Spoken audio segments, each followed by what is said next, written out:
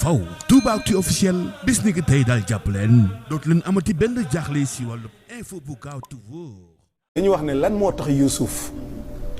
ci diir bu gàtt bi Égypte problème yi ñu amoon yëpp Youssouf réglé ko bi mu génnee kaso bi diir bu gàtt kenn xiifatul problème amatul ñu ne li ko may Youssouf laataa muy jël poste bi mu jël askan wi yëpp dañ koo bëgg am solo de waaw ñëpp a ko bëgg comprendre nga parce que ñi nekkoon ak moom ci kaso bi ku génn da ngay yóbbaale information li mu nekkee ci kaso bi baaxaayam rawatina nag bi mu génnee ba firi gént gi bi buur bi géntee gars yi naan ko lii adrasu axlaam nelaw yu jaxasoo la rek ba mu yeggee ci Youssouf mu firi gént gi ne leen nag problème a ngi ñëw juróom-ñaari at yu métti dinañ ko dund ci tënk mais su ngeen bëggee génn ci problème bi 7 ans yi lu ngeen bay na ngeen ko yaxanal bu leen ko bojj bàyyi leen ko ci gubi dugub bi toujours xam-xam day ñëw waaw bi mu tegee plan bi jàll toujours lu mu teg rek plan bi bu woowee nit ñi ci mbay peuple bi dañuy fanaanee bay ba bët set yendoo bay ba bët set liggéey bu mu leen woo nit ñi bëgg ko ñu ne kon doole maanaam dooleem dëgg secret mooy amour bi mu amoon ci égyptiens yi moo tax mu gaaw régler problème yëpp te bu leen fàtte ne Youssouf du égyptien moom dañ koo dindi ci teen ba def ko jaam jàpp ko jaay ko kon jaam maam mu nga dëkk ci Palestine donc mais gis nga ak cofeel gi ko yàlla defal réglé na problème mu réew mi mujj na li wër Égypte yëpp ku ñàkk dund Égypte ngay ñëw ñu jox la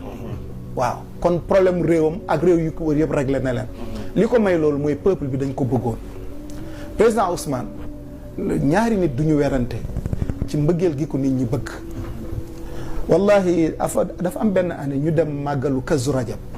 ñuy ñibbisi man ak sama xarit Alaaj Mbàkke Sylla ma naan ko Mbàkke est-ce que xam nga benn affaire ma ne ko gis nga Sénégalais yi ni ñu mel ci Cheikh Ahmadou Bamba ci wàllu diine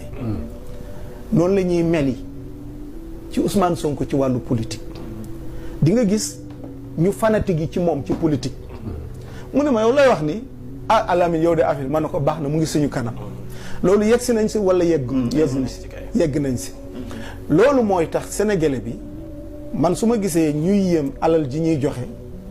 daf may yéem parce que li gën a cher alal joxe nañ ko mooy seen deret ñaata nit ñoo ñàkk seen bakkan ndax Sonko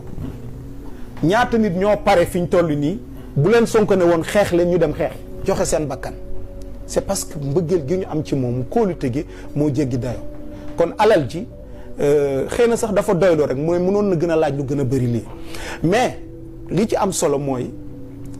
parti politique yi nañu roy ci moom ñu fexe ba parti yi benn nit dootu ko financer parce que lii du problème mu nit mais projet la Sonko ana ay frère am ana ay cousin am yan poste lañ yor ci parti bi kenn xamu leen parce que affaire bi du affaire u nit affaire u mbooloo la affaire u kàngam la ay bopp ñooy toog di xalaat ku nekk la nga yelloo ñu jox la ku nekk gis ci sa bopp mais tey parti PDS mais problème yi ñu am yëpp mooy paa beeg doom ji la rek waaw parce que moom parti dem na léegi doomam a fi sës doom jaa nga xatar toog léegi loolu parti lan la donc tey ni Pastef di doxee nga xam ne ñëpp ci def seen alal def ci seen koom-koom mu nekk projet loolu defe naa Sénégal yi dañ ko war a sali nga xam ne beneen bi mooy dina wutal sa bopp xaalis dina tax benn lobby dina tax benn borom alal du ñëw di la jox xaalis ba pare di la tegal ay conditions loolu parce que tey bëri na ñoo xam ne dañ boo bëggee ñu jox la xaalis mais xaalis ba lañ cay teg ëllëg kenn xamul lan la mën a jural sa réew